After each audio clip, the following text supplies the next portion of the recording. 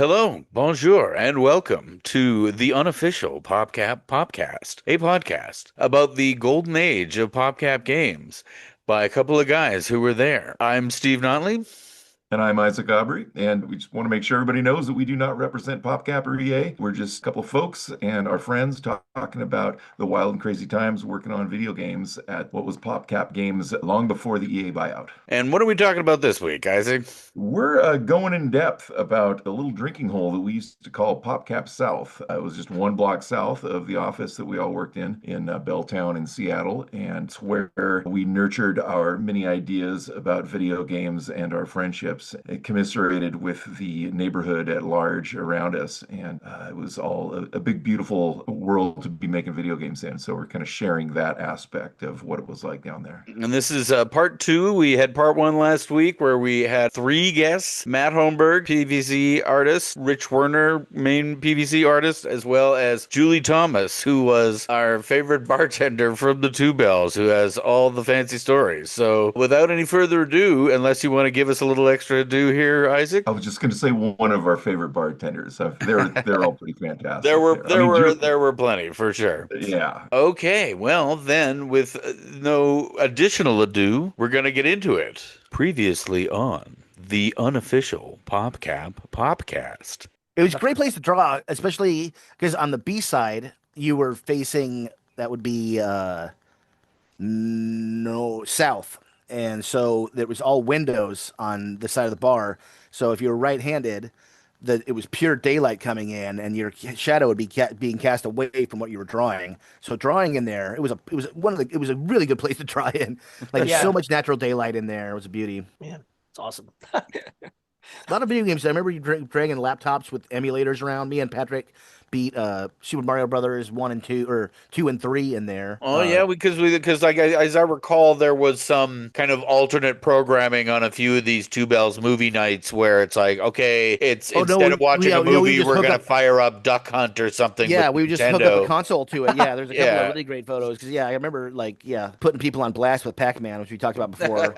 Me, I have me a and Rich great can. picture. I have a great picture of Patrick and extra crispy Todd sitting Yeah, on the B side playing yeah, Dig Duck. Dig What's it? Dug. Yeah, yeah, yeah, Yeah, yeah, That's yeah. awesome. it's Super a really good. great picture.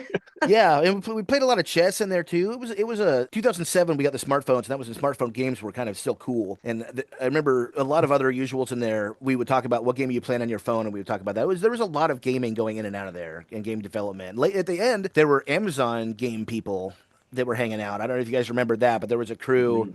There was one girl that was kind of the head honcho of their group, but they were like Amazon game people, and they started partying hardcore, and they were young. And I remember like us looking over, it was like this ain't gonna last. They're gonna blow out, and they did. But Amazon would pull the people right out of college, They and were yeah, so right. they were their first time, adulting like Yeah, that, yeah, yeah, Oh and they man. just merged right onto the super fast lane. Like, oh, we'll drink with these guys. We're like, and just spun out. yeah, I I don't mean, I know if guess that's a I'm good I'm sort idea. of echoing what you guys talked about before, but just this idea that because there was this artistic history and vibe with Two Bells and people who are artists of different types had been there and drank there and made it their home, and that PopCap, while not, it was being a video game business, but it had that sort of pulse of creativity, at least in that sort of golden age era that we were talking about, where it's like we're just all so into like making these games and we're excited about making the games. Within making a game, you actually have digital artists like Matt and Rich, who are making actual art for the games,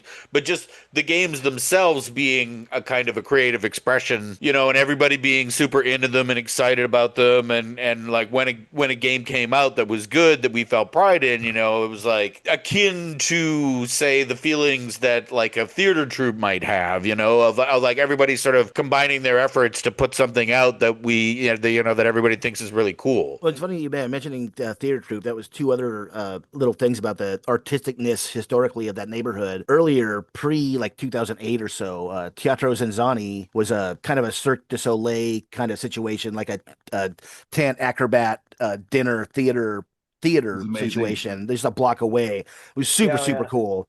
And that's where we had the Peggle Nights party, if you remember, Steve, over Yep. on, that was when it had moved over to, I think, Aloha or whatever. But it used to just be a block away. And it was funny because, like, at the end of the night, they would get done working and they would come over to Two Bells, and they were, ballerinas and dancers, just the most, remember that. just hyper attractive, beautiful, charismatic people. And they would stroll in, and they had just this crazy, performer like energy where they just like strolled in. They would make eye contact and immediately start talking with you. And basically, they would just drill free drinks out of anybody because it was like, oh, what are you doing here? What are you about? Blah blah blah. They weren't like abusing it, but they were just so fun and lively that they didn't have to be invited to a party. They just like would show up to a party and would be a party. That So, was very cool. like, Julie, does that sound right to you? Like, does this sound sort of recognizable when I'm talking about this creative, arty kind of feeling about the bar, or are you does that sound like something that you saw from your side of things, or what? Yeah, definitely. Two Bells has always kind of been it's not for mainstream. It never was. It never was. Maybe, 1920 it was. I don't know. But Right. I can't believe that you don't know what was going on in 1920 at the Two Bells. I'm not quite that old, but close. But no, that's what it was about. That's what the vibe was. First of all, it's a really old building, right? So only a few people can handle that to begin with, right? Believe it or not, there are people out there that are not wanting to eat or drink in places unless they are some kind of brand new place. Yeah. The number of times sitting out front, like smoking and chilling, and then you'd see a group come by and the girl just have their arms crossed like this, like, because it just looked like a dumpy, dark, seedy old bar that would probably have really crappy food. Well, because two you blocks didn't know. 2 blocks west of that was Belltown, where all the hoity-toity fancy people in Westlake, went. you could see Westlake from there, Like which again, bacon wrapped olives or whatever, which could be good. But okay, 100%. well, so now let's sort of go around the horn here and mention a favorite item on the Two Bells menu. Okay, yeah, I was going to say we got to talk about the food for a minute. Okay, yeah. so like I think I'm gonna put my flag down on the sausage sandwich. Oh gosh, I was going to say like, you got to just let me guess first, but yeah, which it's like a French roll, or no, not a French roll. Was it a French roll cut in half? It was a baguette. Yeah, a couple of like It's a baguette. smokies, baguette, like fried up on the thing, and then it was They're just like Spicy mustard. yeah, spicy mustard. It was Yeah, just that was like so a substantial bit of bread and meat stuff. yeah. That you had to kind of wrangle in order to get it into your mouth hole, but And also the soda pop. Remember, we had Boylan in a bottle. Yeah. Wasn't it Boylan? Boylan and the grape? rotating root beer tap that was a bunch of. Oh yeah, I super forgot stuff. about that. Yeah. Yeah. But on the sausage sandwich, because Steve, I have replicated this, and you can do it out of most groceries. It was beaver, spicy hot mustard, any kind of mayo will work. You need garlic butter was a thing that they made so much garlic butter they put on basically every baguette that they kind of flat top grilled. So you need the garlic butter on the baguette. You need the mayo, the spicy hot mustard from Beaver. It was about an 1/8 thick slice of Swiss, like a big monster one. oh yeah. And it's Boy Oberto hot links, which is a national brand. You can get them anywhere, and that's it. Like the French bread is going to vary because they got the bread from a local bakery, so it was the a one little right better. up the street on Fourth. Like a patisserie or whatever. Yeah, they changed names a bunch of times. Parisian or But something. anyway, that is an absolutely replicatable sandwich, Steve. Put the cheese on the sausage after the sausage is cooked and is starting to curl up. That was the best Put part. the cheese on so that it melts a little bit. And you could scoop see the it whole on the griddle. You could see that the cheese is starting to kind of go, yes. and it's like okay, like you got to time it right, but you can scoop it off the grill and get it onto the bread, and then you've got this sort of partially melted cheese. Okay, Rich, go. Well, it's funny. I was gonna say that same one because that was my favorite. But the one that I would do sometimes because I wouldn't have a lot of I didn't like I couldn't spend a lot of money there. So like I would go on the cheap. Sauron was watching. The thing on the cheap I would do was like I would get the cheasy bread with the bacon and the tomato on it because it was a bread, yeah, little like less expensive. Oh, that's right. Yeah, I was like, bread. I would do that one a lot, and then I also really liked the beans on the side because they were kind of spicy. I like those. So much black pepper. Yeah, those were hella good. Everything and then the mushroom soup was my favorite soup. The Sienna mushroom. Sienna mushroom. I did a whole Bob the Angry Flower cartoon about Two Bell soups. I'll probably flash it up here, like different panels to show some of those soups. soups, but They were so We good. had that behind the bar all the time. That was in our Yeah, right by station where where the microwave. Yeah, well, because one of the sort of things about the two bells was that there was no fryer, right? So no fry. no. So like the standard side dish of any bar is going to be fries. You Yeah. didn't get that with two bells, so instead it was soups. okay. I know Well, I keep soup, baked interjecting. beans, coleslaw, Yeah. potato salad. I know I Yeah. keep interjecting and Tim's bloviating, Cascade. but when I first got to PopCap and I was like, "What's with that bar over there? It says Great Burgers. I've never been in." And it was Jeff Weinstein. He's like, "That they don't have fries." That was it. Oh, that's right. I'm I like, remember you. okay. And I was like, I went in there, and it was Nikki who was working there, and that was the first person I ever met. Oh, and that was it. Also, another Meredith story. I ordered a burger, and even though Jeff started this with they don't have fries, I was just caught in the headlights. I wasn't a downtown person. I didn't know what to do. I ordered a burger. She said, "What do you want on the side?" I said fries, and the look she fucking gave me, man.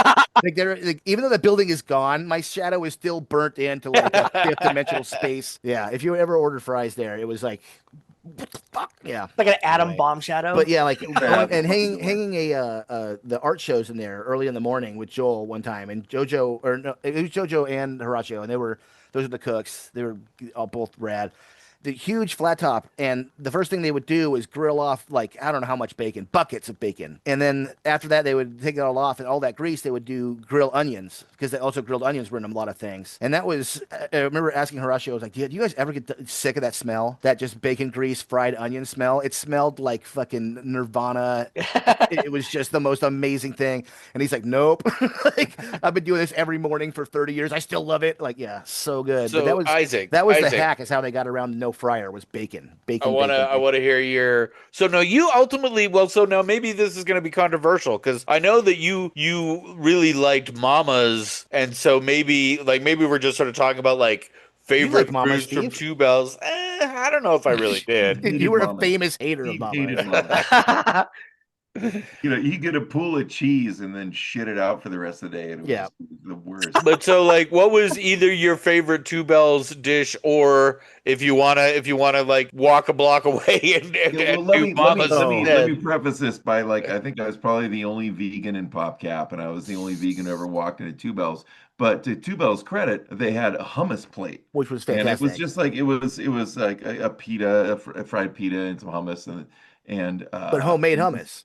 it was fucking delicious. It was Yeah, fucking it delicious. was made on the And spot it with was so much garlic. it was the perfect, like, addition to, a shot of whiskey and a beer. It was great. So they were always good to me with that. And Cucumbers and carrots and tomatoes and oh, pita it's bread and a just lot of delicious. oil. I would, if I got drunk enough, I'd actually eat the cucumbers, which, Yeah. like, generally is not my jam. That's So right. You yeah, could do yeah, cucumbers. they even had a spot for me there, and PopCap made a spot for me too. I always appreciated as well. But I was kind of like just I was the odd man out all around Belltown and PopCap in that regard. But I made my way. I had fun, and I enjoyed the food at the Two Bells. Even though Julie? Story. Oh, my favorite was, okay, confession. I never ate a hamburger from there once. wow. Really? What? Whoa, how is that possible? I know. What? Not even a Um, patty on a plate. I would do the veggie burger. The veggie burger was Ted great. would cook it up for me, and I would do that just platter style. Yeah, But I'd platter put, style without the bun. yeah. But my favorite sandwich was probably what I had Horacio make me, and since I worked there, everything I had was what I wanted. So no Nice. tomatoes, no Cheers to that. tomatoes, bacon, lettuce, and onion. And he'd wrap it up in foil for me, and it was so good. That and the breakfast sandwich that Ryan would make me, that was top tier. That was, That's the split. That Sunday breakfast sandwich with all that yeah. garlic butter, and they put ham and bacon on it. Doesn't this speak to the universal, just kind of omnipresence of the Two Bells kitchen? Like, it really just served everybody in some kind of way or another, in a way that made them happy. Like, it made It was everybody a happy. very, very powerful thing. Well, so and then Matt, like you chimed in on some of these other ones, but for you, what's one of your favorites? It's got to be the only thing I ever ate there every week, and I ate nearly every meal there for the better part of a decade, if not more. But it was a veggie sandwich. When I first got it, it was just toasted white bread, and I believe it was Swiss cheese, definitely like a whole ring of red onions, a lot of tomato, an avocado, and the first one they had sprouts on it, but then there was a, I don't know, gonorrhea persiflage outbreak or something. It was like What? space gonorrhea you got if you the sprouts were like hyper bad, so they you couldn't even get sprouts anymore. And I think they went. I don't know if they remember went that. to lettuce. I think they did. I think they went to romaine lettuce on it, but that was Now the I Yeah. remember those veggie and then, like I am every not the kind Monday. of person who would usually eat a veggie That sandwich, was, but that was the only thing I look forward to that thing. I still dream about it. When my phone pops up that memory, I'm just always so stoked. You That, remember Really, over that, that hot pastrami, that pastrami on the dark rye, Well, though. you know, the cool thing about it is Oh, I forgot about that one. the hot pastrami God and the Reuben you damn. can still get at Market House Meats down there off of Stewart. Like the one that we made, I just saw a new YouTube video about best sandwiches in Seattle. And the Two Bells one is just a carbon copy of the Market House Meats one, which is still totally available and just as good as ever. Even down to the mustard. Yeah. well, and Super. I want to get into some of like the soups too, because I know there were some soups that were sort of like there would always, every week there would definitely be this soup or that soup or whatever. But then I think like 1 or 2 days a week it would sort of rotate over the course of a month or whatever. So there were some soups that were like kind of special. You wouldn't get them. Like, was there a Hungarian beef? Was that So one? there was a strange kind of algorithm that went on like It was Mondays. pretty much what we had in the fridge, you Yeah. guys. There's no I guess we algorithm were. going on here at all. Yeah, No, I I'm do remember What this. did projecting we more have in the order. fucking fridge to make? It Who was feeling okay in the kitchen? Let's say fucking JoJo was a little hungover or something and he right. was late and didn't make soup. Then he's pulling something out of the freezer. We always had two on Monday or two on the weekends because they were fucking repeats from there's 5 days in a week. So Saturday and This is the part I Sunday was talking had about. Yeah. 2 days that were repeats from the week, and then Monday would be the repeat that Of wasn't Friday. done. Yeah. Yeah. But yeah, the rest of Tuesday was that stuff vegetarian. was definitely all on JoJo's mood and what we had. There was no algorithm. That But was there was some stuff like Tuesdays were vegetarian and Monday was always a leftover from late of last week. But then there was things like if they did the Belltown bird, they would have leftover turkey. Thusly, you'd be on course for Senegalese because they had chopped up turkey. Or if they made the beef and cheddar sandwich, they would have beef. Thusly, it might end with beef and barley soup. So there was like kind of ways you could kind of judge it. Like you could kind of tell what was kind of happening a little bit, like on what the leftovers were, basically. Yeah. Like what? Yeah, what you do we tell by the have? menu what was going to be in the fridge, and by the fridge would dictate what was going to be the soup. So there was like a cycle. The Tuesday vegetarian soups though were pretty badass. Carrot and ginger, Moroccan lentil. Yep, I got I've so pulled sick up of the Moroccan cartoon like lentil. curried pumpkin. I Yeah, like the curry. Yeah, curried pumpkin. You put a little yeah. blue cheese on top of that. That Oh was man, fucking yeah. bomb. The Moroccan Killer. lentil again, not a lentil, not a huge fan of lentils, but somehow Senegalese the was the magic, the best. Senegalese, the That one was good. Senegalese, yeah, that was a Which is damn fine soup. Yeah, I've tried to look that up since and make it, and I have found recipes. It isn't if you basically look at like West African style soups, and it always the big ingredient is ground peanut, but you can also just use peanut butter instead. And I wish I would have known the way they made it, but the Two Bells one had like chopped apples and a bunch of other great shit in there, and there was turkey, not chicken. I remember it distinctly because that was Yeah, after it the was Belltown turkey. bird. Yeah, Lots of garlic, lots of onions. It was a bitch to prep that soup because it was a it fine was yeah. chop on Yeah, everything. I always remember you and Patrick God being like, we were damn. like, we love it. You guys were like, we fucking hate it because the prep is like a week. Yeah, I fucking loved eating it, but I hated the yeah, prep for it. yeah. Oh my I God, what do a pain in the ass. I do hope that fans of PopCap games are now understanding where all the good times are coming from and where all Yeah, the right. I know. yeah, it's deep in a bowl of soup at the Two Bells. It's We were Well, fun. also it was just to let it be known too, it was also really shitty after EA bought you guys out because we at the bar lost a lot of the regulars, right? Yeah. As Yeah, we much laid as off. yeah, that was my first lesson in no, when someone gets bought out and they say everything stays the same, nothing is No, going to stay no. the same. Because you guys weren't the Yeah. only ones. We lost so many big customers, especially for lunch, that their companies were moving out of the neighborhood. Yeah. Yeah. And so there's some people maybe weren't so tough to say goodbye to, but most of you, it was like, oh shit, he was a real nice guy. That's too bad to see him go. From my side, I didn't see you guys at work. I saw you with different struggles. Some of you didn't handle your alcohol so well, and some people had to pull back from it altogether, right? And it Absolutely. would be nice. Sometimes those people would stop by and say hi like 6 months after time had gone by and just Right. say, hey, I'm doing really well. I just want you to see that. And it's always really nice as a bartender to see a patron that was someone who was in there all the time who's disappeared come back and show you they're doing good. You Well, know, I especially, was yeah, because a lot of times you see them when at their we open up to worst. bartenders that we tell them, like, I think my game's about to get canceled, I think, yeah, that's a real thing. Or worse. Yeah. I mean, like, unfortunately, I guess as a bartender, you have that experience of patrons who just kind of go like, I think their life is like on the Well, yeah. downslide and they don't pull up, like it Oh, just. yeah. Yeah. It's a very real slice of life going on in those places because the people that come in there are no longer under this umbrella where they have to like watch what they say. They're just going to let loose and have a couple drinks. And so, yeah, you get to see the real deal for sure. It made me sad at the beginning of COVID and still like thinking about like, well, we'll just all work from home, which I think I've mentioned before, but I suck at working from home. I like working with people in an office. I Same, like the community same. of it. And also when you're working from home, like, well, where's the cool lunch spots? Like, we don't have lunch spots. Like, I know. if you lived in Belltown, you could see the swell. It was like a tide that was like on a work day, everybody would start showing up 8, 9 a.m. And then it would be packed. The sidewalks would be packed. And then happy hour would be like, and then it'd get down to twilight and then dark and it'd be very quiet and there'd be very hardly any people there. And the next day, they'd all rush back in when you'd see this big, lively burst of, energy and life. And then all of a sudden, it was like, well, nobody's coming down here to work anymore. And it was just crickets. Like, Yeah. Well, and, well, and then all the cool lunch particularly, spots died and all the cool bars just kind of died. And you're like, okay. I mean, we're still dealing with the consequences of COVID, right? I mean, it's still like just punched so many businesses. I mean, like here in Los Angeles, but like you Lunch just spots see are made by, just yeah. restaurants and boarded up places and places that had been around for decades got killed. And I mean, we're in the video game biz, so we were sort of we were in better position than most to be able to just take our work home with us. But for you, Julie, it was just like, well, I can't fucking work from home Yeah, as a yeah. I know, bartender. man. That Like, sucks. Yeah, you look at all those places that are just shuttered up. It's like, what happened to all those people? Well, We're fucked. Oh, man. Oh, it's damn.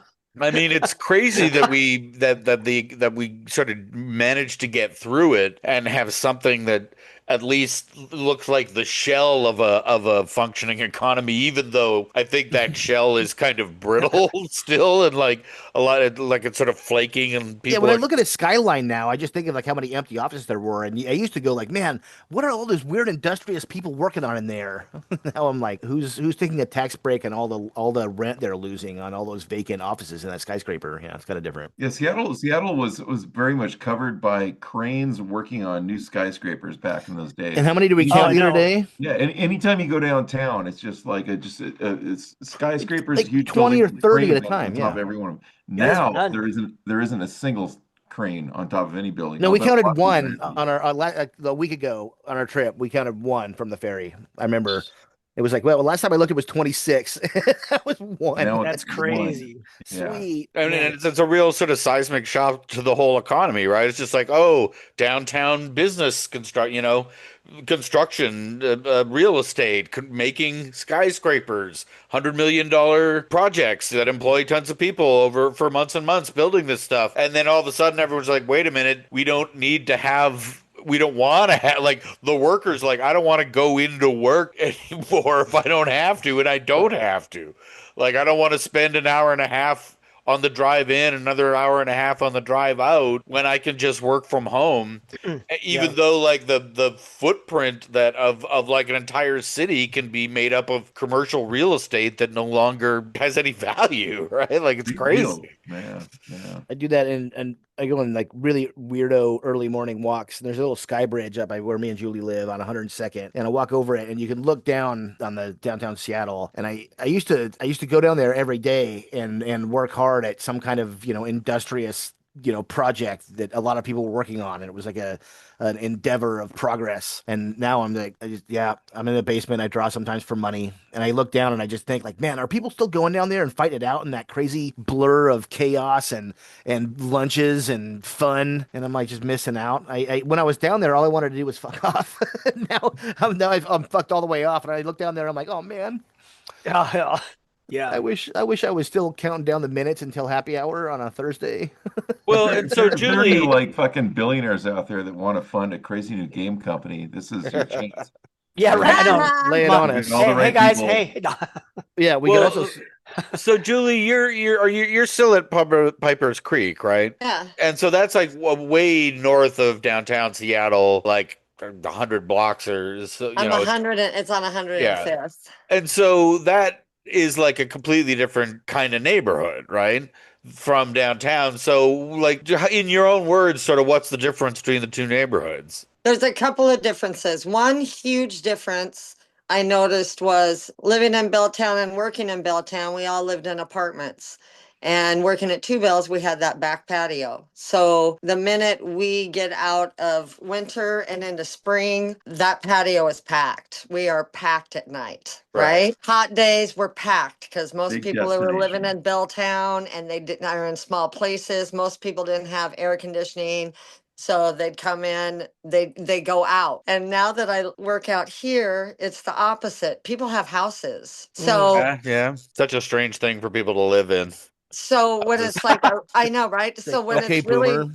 Yeah. when it's really nice outside, people are working on their houses or they all have backyards or whatever. They don't need to run to a pub to hide in air conditioning or to get space. So it's a whole that was my first notice. My other second notice was why the fuck are these people driving to get drunk? That's the Because one. living That in is Right, good. Belltown, people just didn't fucking drive. And I Walking had a everywhere. really, really hard time with that. I 'Cause never understand it. It's like you can't do one of these and the other. It's like a strip mall bar. It's like I want to go there and get my blood alcohol over 0.08. Like, okay, well, you can't drive there and do that. Like, what are you talking about? Like, and And when they everybody's you're don't when even live like they wouldn't even live that far. It's like we're talking like walking 10 blocks if that. Why the fuck there I do have two regulars that were heavy drivers that do not drive there anymore though actually. So that's good news for me. But so especially that we got was away without. Yeah, that was another huge difference for me. And then the other big difference was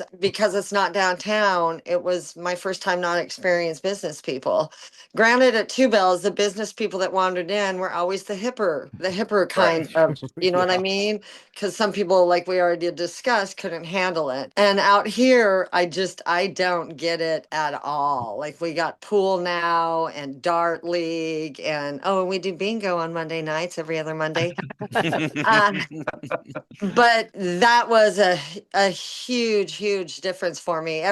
When I first started working at Two Bells, I didn't realize anything about tech, and you guys were also tech, and every new trend that was coming out with it. So it really opened up my eyes to a completely different lifestyle. Definitely one where the future was heading, and where I'm at now. I mean, my God, we didn't even have Wi-Fi out there until Bobby bought the place. Ben never Dude. had Wi-Fi there. Yeah, Man, yeah. crazy. I've That's worked so in a crazy. lot of neighborhoods around the city, and the first one was in Pioneer Square, which is obviously hyper tech focused, and then up to Capitol Hill, which was pretty much the same, and then down to Belltown, which was pretty much the same, and then a couple other things, but eventually ended up in Georgetown. And I remember hanging out in a bar at happy hour, and it was like all the conversations you'd overhear were all super blue collar. They were talking about fixing up their like Yeah. Evinrude outboard, or like a barbecue that weekend, or like going to a union meeting or something. Where it's like if you were in Belltown, it was all about like RSUs, or like your the ROI on the Your condo that you KPI from it, speculate yeah. bought, or your Bitcoin. It was like all this. You feel that there was a huge Right. cultural difference. I will say the same mode of I am important. There was a lot of that in Belltown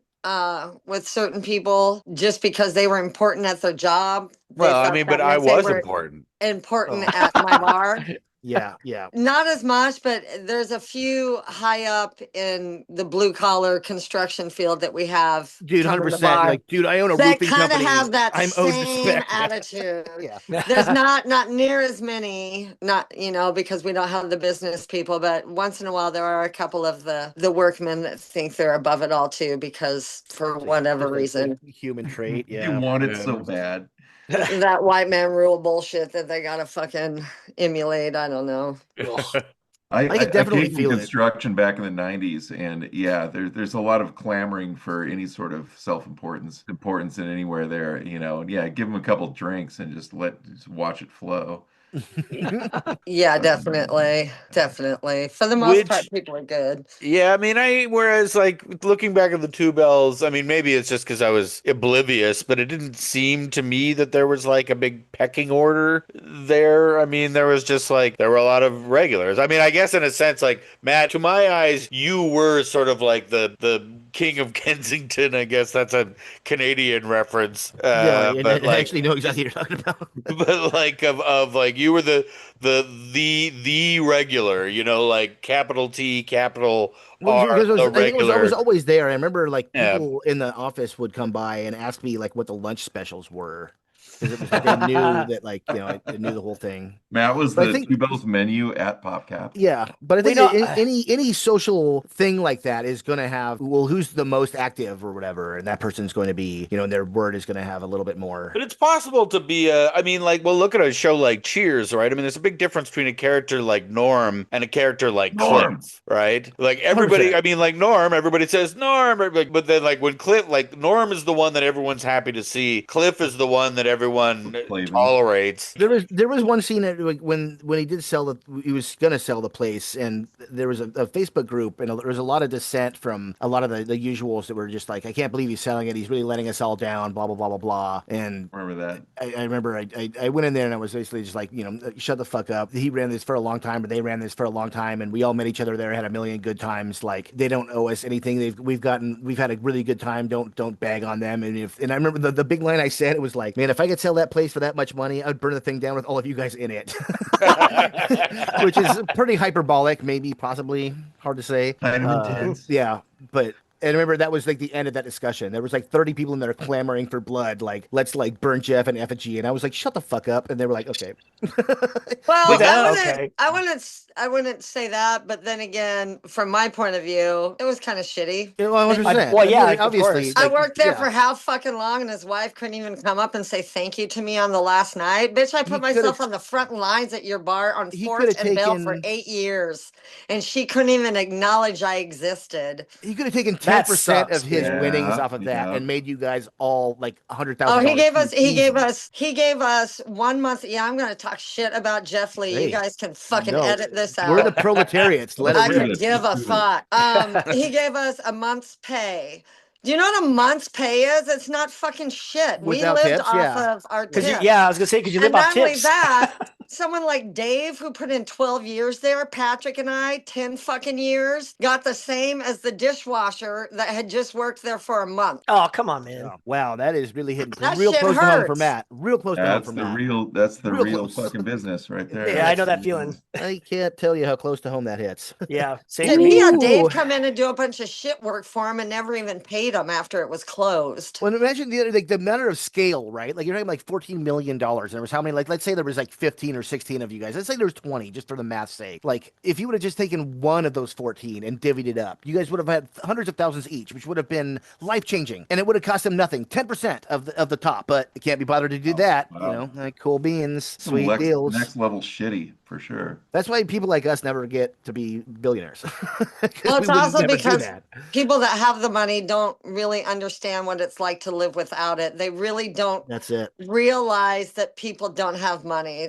you know? Or what a difference $100,000 is to somebody who works for a living. Oh, Yeah. dude. Even fucking $10,000 at that point. Yeah, Thank for you. fucking real. Huge Dude, yeah, game that was, I was talking about my signing bonus at PopCap. That was when I got that $11,000. That was the most money I'd ever seen it once in one place. It changed everything, and to them, it was like it was not even a line item. It was like a slush fund thing. I mean, even Karan, when I worked at Mecca, she waited a long time because she had to get all of her affairs in order after she sold Mecca. But she had us all over for a party and gave us all checks, you guys. Why? Dude, Why sick. wouldn't you? Man? Yeah, Yeah, yeah. that's And what. she again, didn't like, make off with anything because she didn't own the building. Jeff owned that building. but she's already got everything. She's got the respect of her peers and a lot of friends enough to get by on. He still did that. Yeah. That's the whole point, right? I don't. Yeah. Yeah. We'll never be billionaires, you guys. Hate to break it to you. Yeah. We just don't So got it. here's Yeah, let's let okay. Julie So roll. first, I want to just ask you here, Julie. Like, so we had talked before about like we can edit stuff if you want. Do you want us to cut that stuff about Jeff or no? You I said really don't care. okay, fair enough. I'm just checking. kidding. Juicy, man. Leave Do it. this. I don't know. Like, It's up to Yeah. you. That being said, I would like to take a moment to address Isaac because Here we Isaac, go. your wife, Sarah, Mhm. in the very beginning was very good to me. So much so that because I met her at the park, Cal Anderson, Yeah. because she was a nanny. Mhm. And Mhm. I would be up there with my kids. So I met your wife. And I didn't find out till she came into the bar one night to meet you that you guys were married, blah, blah, No blah. shit. But You guys had a Oh, connection wow. before that? Wow. Cool. yeah, Whoa. she helped me a lot because she was the nanny and I was having a really hard time with all those moms at the park navigating because my child's large and shit. And Big boy. Sarah totally just said, nah, these parents are fucking ridiculous. I'm not a parent. I'm a nanny out here. And I was like, that's Yeah. my girl right there. He's crazy good with I had no kids. idea you had a Yeah, connection that's before awesome to Two hear. Bells. Yeah, I think she was probably nannying for a kid named Fleetwood at the time, I'm betting. Wow. Well, Yeah, always love that real. name. And you were just, and always same with, actually, all four of you guys were always my favorites. aw. Thank you. Thank you. Yay. Likewise. Yeah. I mean, Well, that's what we so wanted this whole episode is like, we love Two Bells for starters, but especially Jules. Like, who can we pull the Yeah, top? I know you're my wife's Steve, favorite. She Meredith, came in much. Patrick. I mean, all you folks are fucking the Oh, I greatest. took your wife into the bathroom and showed her my tattoo on my thigh, Rich. Man, you guys are in a polycule now. Oh, we just Oh, jumped to What another else did level. I never did that for anybody else. I did that for your wife, though. Right We were on. talking one night. Yeah. With the mermaid one? Yeah. Nice. a Joy Luck Wives Club kind of crazy thing going on here that The us mermaid, dudes the are mermaid just not tattoos got rad privy stories, to. though. Like rad stories. I want to just tell one of my own stories, I guess. I'm pretty sure you were there, Matt. It was I just can't like, believe it. yeah, you almost would have. It would have been weird if you weren't there, Yeah, but like, mathematically probable. it is just sort of an example of the kinds of dumb things you do when you're like 8 gin and sodas into the evening, where you're like, hey, I think it was either you dared me or I dared myself to just like do a line of pepper, like so just Dude. took, like On the a A pepper side, right shaker, down the just dumped it and like took a yeah. card out, and, like Andrea Balela and Frank Gross were right you there. know, Yeah, I remember it just vividly. got the line all out like as if it was a nice little Coke line, then took a little $10 bill and rolled it up and just Cranked it. No, you did. blast of pepper. That felt good.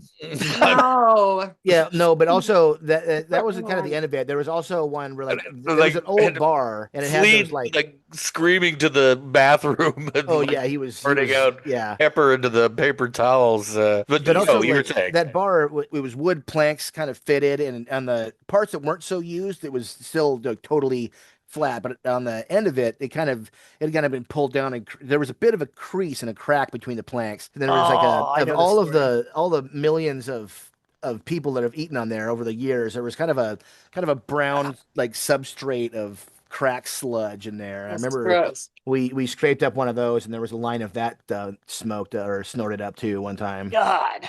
And also Oh, on the topic of Steve Jesus snorting Christ. things, was also the cinnamon challenge, which Steve I remember I had to absolutely hit monstered cinnamon all with. the time. I remember that. Dude, yeah, Steve, he walked through that like he was walking through a door. It was like nothing, like, whatever, chumps. because that was Check this out. the whole thing about the cinnamon challenge. It was like it is impossible for someone to swallow a tablespoon of cinnamon powder, and it was just like I don't believe that, and I'm he going to didn't, prove for good otherwise. reasons. Yeah, without question, the most cakewalk cinnamon challenge ever. Didn't one of you guys drink the trough? Oh, one it happened time? many times. I don't think it was any of us, but I've seen it many times. Now I remember hearing that's a about that. I little couldn't low remember who it was, class. Drinking the trough, that's a different kind of person. Yeah. I was gonna say, Hero, that's not me. No way. I would never do that. Oh, That's I didn't who's say going to that. inherit the earth, oddly enough. Whoever drank the Don't trout. say So I had no Rich, forever. like a Two Bells memory, just a crazy thing or Yeah, I have a few. I mean, I didn't, since I didn't live down there, I didn't get to see a lot of the stuff that you guys did. But I have two memories that of Two Bells that are pretty cool. Like one of them, well, not one of them's cool, one's not. One of them is and I still have photographs of it. But I think it was when Meredith was quitting and she had her going away party there. Yeah. And I think I was already gone from PopCap, but I came back and I just remember it was so fun because just watching Meredith wasted, I had never seen that before. And it was cracking me up so much. I have this crazy picture still of her like giving me a hug and she's laughing so hard. It's like, looks like she's about to like puke or something. And she's just a like, classic partier, man. Yeah. Just cracking up. And then, I love it. and then the sad one was the day I quit because none of you fuckers came in. I wrote a message to everybody and I was like, hey, this is my last lunch. I'll be at Two Bells in case anyone shows up. I wasn't there at lunch. Nope. Wow. Only one person showed up and I was on the back patio and I was like, man, this fucking sucks. Seriously? Not there anymore. I feel terrible about that. I don't know how I would have failed to. I was like, what the fuck, man? No, I remember I just sat back there and had a couple of drinks by You myself. probably forgot to hit send. Well, yeah, well, no, I didn't because it was, I can't remember who it was. There's two people that showed up. I can't remember who it was now. Damn it. I don't know. I can't remember who it was. I probably abstained under protest. I was probably butthurt that you got to leave and I had to stay in the fucking But post. yeah. I was like, go on, get. I'll just take your share too. Not me. Come on. The braking wheel turns another crank and my femur snaps. Like, yeah. But yeah. But yeah, those are those are my two. Isaac? God, there's so many, but there's one that sticks out of my head. Those of us who worked at PopCap would remember a lady who was kind of a producer for the console games. Was married to our dear friend. Oink, oink. Oh, yeah. Oh, yeah. Anyway, there was some, like, I don't know, it was a release party or what the fuck we were doing there, but there was a night where she's outside fucking wasted. There was drama, and then she got super wasted in the bar, and I just remember, like, through this haze of everyone was just stumbling around and out of control, and she came crawling out of the women's restroom on all fours, just like it's like a bro. Yeah, that is an ultra famous story for sure, but we can't put this on YouTube. Sure we can, because I didn't give any names. No one has given given a name. We'll just bleep out the name that I mentioned. Okay, you bleep out the name. You did mention oink. You might want to bleep the oink part. Yeah. Yeah. Okay, well now I have to delete fucking, now I gotta bleep. Well, you did mention a haze. That's kind of a spoiler, but we can oink out the story is completely epic, but let's not. But the reason I bring that up is because, like, there's so many shit show fucking moments that I saw go on. Dude, this is one where it's just like the executive producer for our console games is crawling out of the bathroom on all fours, and there's just like shit flying through the air and people yelling and shouting. Everyone was just drunk. Pure chaos. We've taken over the bar basically. It's like our own. It was like our own little mini version of Wolf of Wall Street kind of thing, where it's just like this is our version of gaudy excess and reveling, hedonism and just unbridled. That only happens at a certain time in life, and then you fucking grow up and you're like, oh man, I'm glad I lived through that, and I'm not going to do that again. And like, there's this, like we've all been through. Yeah, you don't know your limits when you push your limits. Then. Yeah, you got to go. So, Julie, do you got a particular memory you want to share? Well, I mean, for the most part, because there was a lot of you guys stayed pretty steady, and I connected with you guys. But you got to remember, there was a whole flow of other people. Hundreds that kind of just chimed in and took liberties due to the good standings that people like you had. Yeah. Did that come out right? Yep. They're like, I work at PopCap and you guys love us. It was like, yeah, but you're a show. Yeah. You know what I'm saying? Yeah. That makes sense. But one of my favorites, and I'm gonna say this too. I think his name was Ryan, right? Big guy with the big beard and bald head. Oh yeah, absolutely. His last name was Ryan. Paul Ryan. Sierra too. Oh yeah. Mm-hmm. Yep. Wait, I thought his first name was Ryan. I don't know. It is. Yeah, you're right. Ryan Paul? And, I appreciated him. Ryan Condon. You're right. Oh, that's what it it is. is. I appreciated him on a level like you wouldn't believe, though. And I loved when he would come in because he was one of the people that would come in and just yell at me to fuck off. And I'd yell at him to fuck off right back. And if you didn't know us, it would be like, what the fuck just happened there? He had the classic big bar patron energy where he was understanding and empathetic and friends with everyone and everybody liked him. And he knew exactly how far he could push it, which was still always fun. Yeah. I've been a bar usual in many bars and spent 1 trillion hours in bars. He's a natural bar patron. He was cool, man. I do wonder what happened to him. Yeah, I worked with Sierra, and I did not like him at Sierra. And then he came over to PopCap, and we patched it up, and I liked him at PopCap. Well, people got him pretty fucking drunk on his birthday, I believe, one time there. I don't have the picture. He was a big boy. I mean, he wasn't really fat. I don't have the picture, but Dave has the picture. That's all. The last person you want with the compromat, though. That guy doesn't give a fuck. And it's him in the Maybe- bathroom. Uh-oh. But yeah, Ooh, he got a little too drunk. naughty. Yeah, a little too. I was too. overserved. Oh my I went god. through a really unique phase at Two Bells where I would take a shot of something and then I would walk into the restroom and immediately just eject it into the toilet, and then I would come back out and have some other drink. Dude, But that's like a my veteran bar stomach skill. became so volatile. And it was because of I would do what Prairie Fire. That was the big drink at Two Bells for a while. Yeah, the Prairie yeah. Oh, Fire. what was Wild it turkey like? and Tabasco It was just a sauce. No, that's stomach a kicking dive. chicken. No, Fairy Prayer is tequila and Tabasco sauce. Well, and like Winda, Oh, I I had think one of was those. super. Like somebody was super into the fireballs. You Yeah, know, everybody was. remember, I remember when I was a Sparkle Donkey. Yeah. yeah, it was just like these liqueurs or these liquors kind of go into fashion as like shots of Do you fill guys in the have some blank. Zabrowka? Do you have some Saint Germain? Do you have some Fireball? Yeah. Yeah. And it's just like after the first like couple dozen, you're like, okay, the novelty has Think about worn Fireball is off. 35%. Fuck that shit, man. And then but That's then you too spend the weak. next like 10 years of your life trying to repair your gut biome. It's a That's it's a true. risky business. Oh, I guess I Risky will eat business.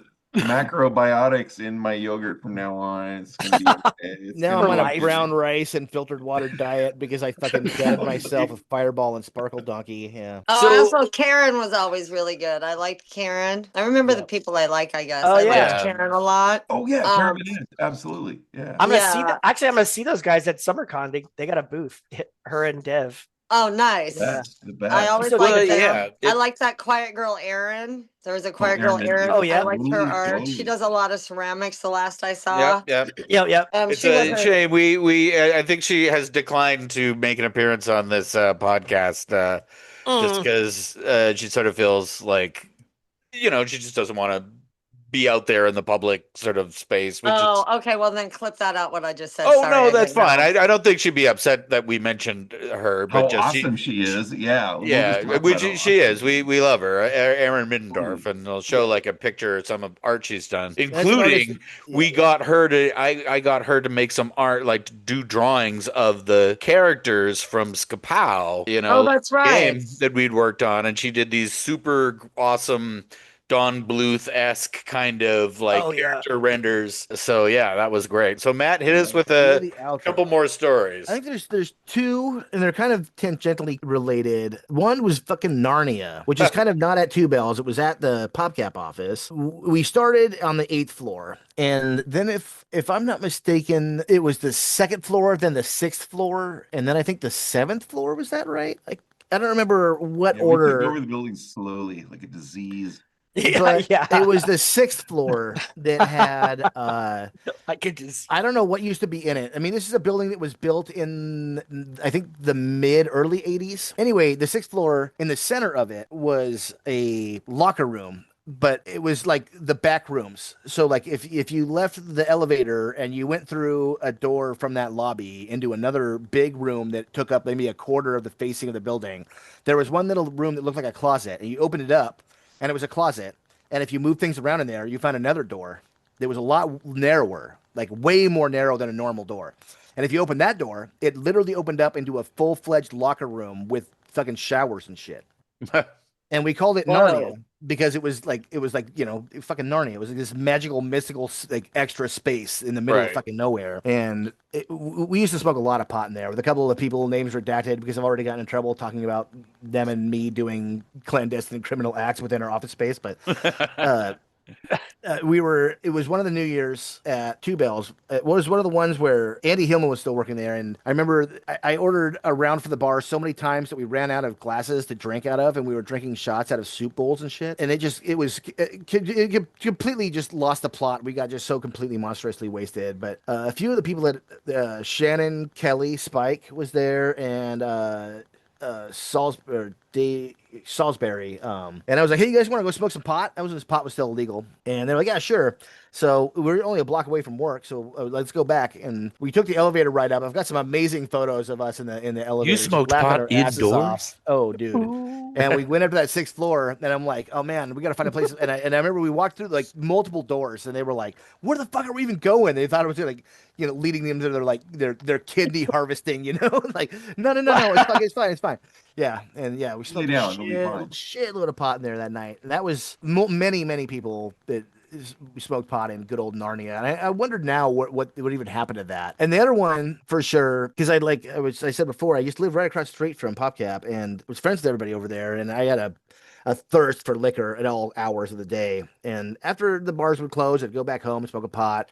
And I'd look across out of my window and I'd see, oh, the lights are still on a little bit at Two Bells. I'll go walk over there and hang out with whoever's closing, maybe have one more drink and shoot the shit. That building was really, really old. And that neighborhood used to be the film district way back in like the 30s. In California, they'd make movies and they would send up these acetate reels and, these big boxes. Here's all the movies we've got. And they would send them all up.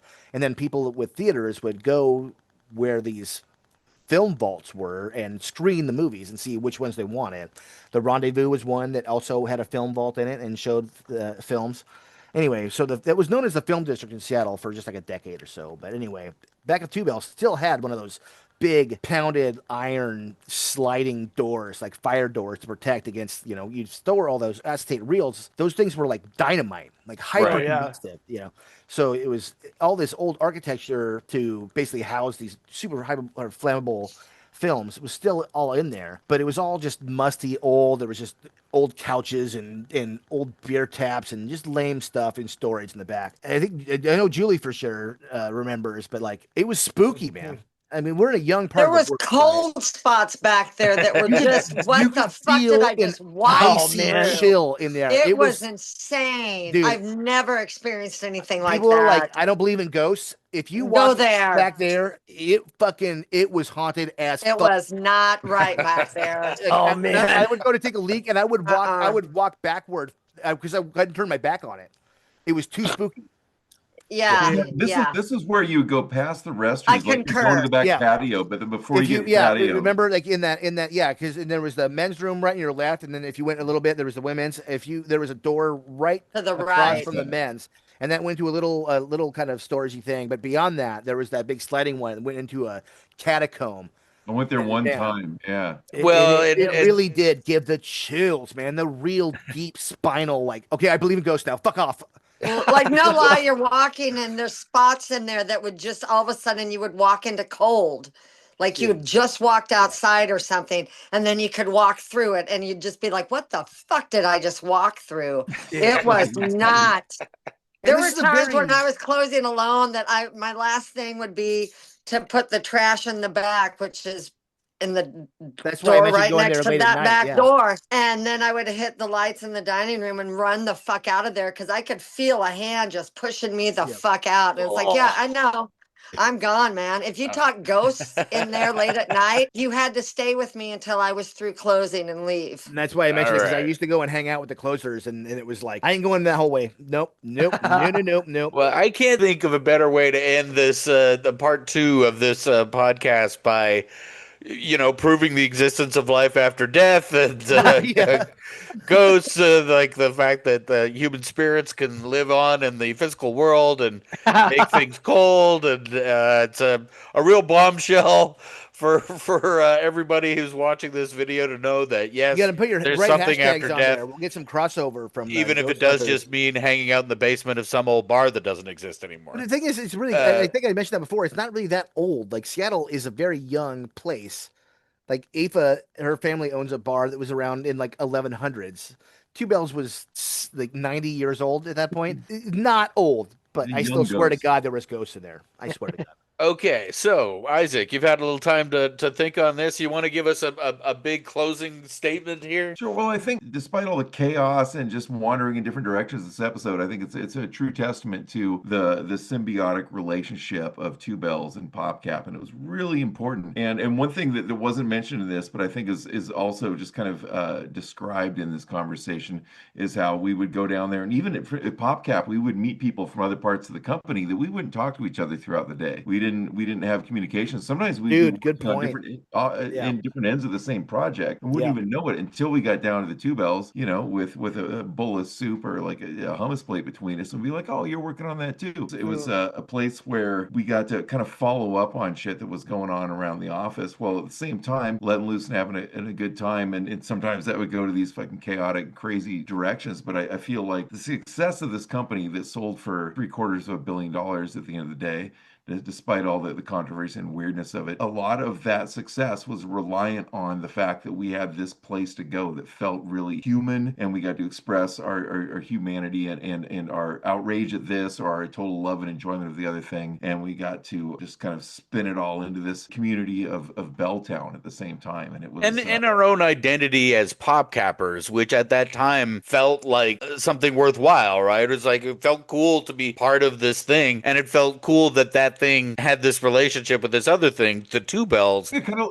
added helped to it. legitimize us. I think on some level we're all like, oh, we're like these like pasty computer nerds that are like, we don't have a whole lot of like inner city experience. But that was our link to the streets, you know? Yeah, there you go. This is our link to real people in their lives is the Two Bells. There was a time where somebody took a shit on the sidewalk between PopCap and Two Bells in the middle of summer, and it just got tracked around the block, and it didn't rain for a whole month, and it was just this wall of just shit stink between our office, and we still went over the Two Bells despite that. And I think it humanized a lot of us. It really brought us into the city beauty from where my apartment was, being. that shit would have prevented me from walking to work. I just would have stopped at Two Bells. There you go. And it's all part of the humanity of it all. It's a beautiful thing, and I think it's well expressed in what we've all discussed here. And there are a lot of it, like with any other podcast we're doing, we could probably pull in 20 other voices that would have amazing fucking stories, beautiful things to say about it, and just as valid as what the five of us has been talking about right now. But this is what we got right now, and this is what we're pitching at you. Maybe there'll be a part 2 at some point. Who knows? Well, I think we're already wrapping up Two Bells Part 2, because this is going to be a 2-part episode. Okay. So with that bombshell, community and human feces. What a great way to end the story. And ghosts. And ghosts. All of our listeners to like, subscribe, tell your friends, do whatever it is that you do on podcasts, or click the thing on the YouTube. I'm just going to thank our wonderful guests, Julie Thomas, Rich Werner, and Matt Holmberg, my co-host, Isaac Aubrey, and this has been another episode of the Unofficial PopCap PopCast. Yeah! Hey man, what's the soup today? It just God damn it! I wanted to say something. I forgot about Steve singing the Canadian anthem all the time when he gets drunk. That never happened. Oink.